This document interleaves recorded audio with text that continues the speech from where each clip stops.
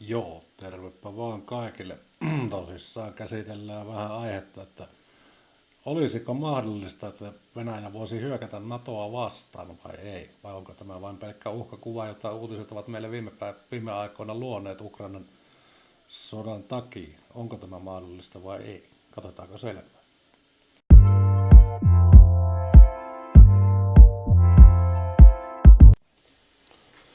Venäjä vastaan NATO, voisiko sota syttyä? Kenties. Viime vuosina kysymys Venäjän ja NATOn välisestä sodasta on noussut yhä useammin esiin. Ukrainan sota, kiristynyt turvallisuustilanne ja lisääntynyt sotilaallinen retoriikka ovat saaneet monet pohtimaan, voisiko Venäjä todella hyökätä NATOa vastaan.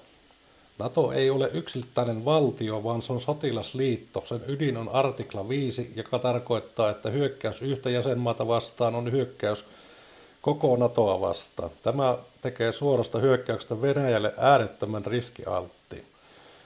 Sotilaallisesti NATO on Venäjää vahvempi, liitolla on enemmän joukkoja, kehittyneempi teknologia ja ylivoimainen taloudellinen kapasiteetti. Tästä syystä täysimittainen sota NATOa vastaan olisi Venäjälle lähes varma itsetuhon ratkaisu. Se kuitenkin voi tarkoittaa, etteikö riskejä olisi. Todennäköisempiä ovat rajatut provokaatiot, hybridivaikuttaminen, kyberhyökkäykset, disinformaatio, painostus NATO-maiden raja-alueella. Näillä keinoilla voidaan testata NATOn yhtenäisyyttä ilman, että sitä ylitetään suoraan sodan kynnystä.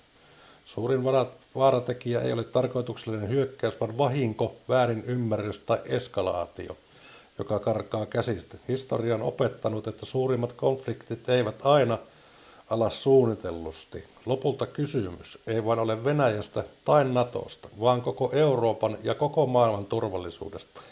Siksi tilanteen seuraaminen, avoin keskustelu, rauhan ylläpitäminen ovat tärkeämpiä kuin koskaan. Joo, se oli se niin kuin vähän havaittavissa, että suora hyökkäys Venäjältä NATO-maata vastaan olisi aika lailla täysi itsetuho, taikka ainakin kaipaisi verta nenästä aika huolellaan, että meidän kaikki joukot, kaikki ilmavoimat, panssarit, kaikki meillä on Euroopalla aikamoinen ja NATOlla ylipäänsä aikamoinen ylivoima näihin. Kalusto on paljon kehittyneempää kuin vastapuolella. Meidän joukot on paremmin koulutettuja, paremmin tottuneet sotimaan omilla alueillaan ja näin erikoistuneet juuri oman maan puolustukseen, mutta tarvittaessa myös puolustamaan muita NATO-maita.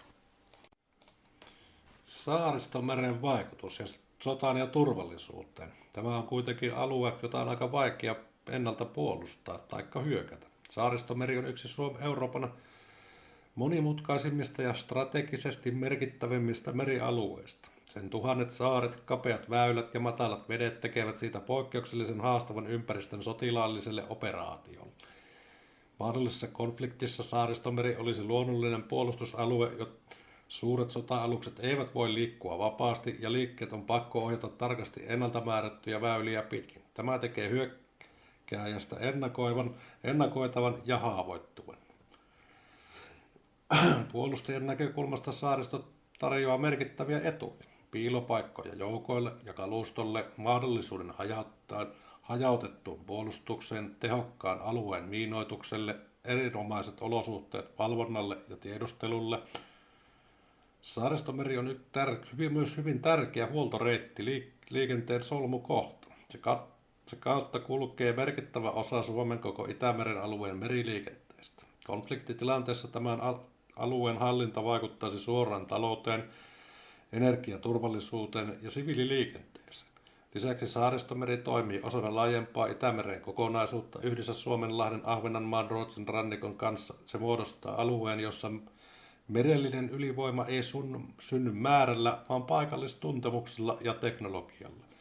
Mahdollisessa Venäjän ja Naton välisessä kriisissä Saaristomeri ei olisi varsinaisen hyökkäyksen pääkohta, mutta sen merkitys olisi ratkaiseva. Alueen hallinta vaikuttaisi joukkojen liikkeisiin, huoltoon ja koko Pohjois-Euroopan turvallisuustilanteeseen. Saaristomeri ei ole kartalle piirretty alue, se on strateginen este, puolustuslinja ja vaikuttaja, joka voi muuttaa sodan kulkua ilman, että siellä käydään yhtäkään avointa taistelua. Tässäpä oli pieniä ajatuksia tästä aiheesta. Tästä voisi tehdä vaikka kuinka pitkän video, mutta pidetään tämmöisenä lyhyenä. Mutta jos vastaavanlainen asiasisältö kiinnostaa, niin näitä tehdään toki lisää. Muistakaa vaan painaa peukkua tai tilata kanava ja laittaa tarvittaessa myös kommentti. Kiitos. Hei hei.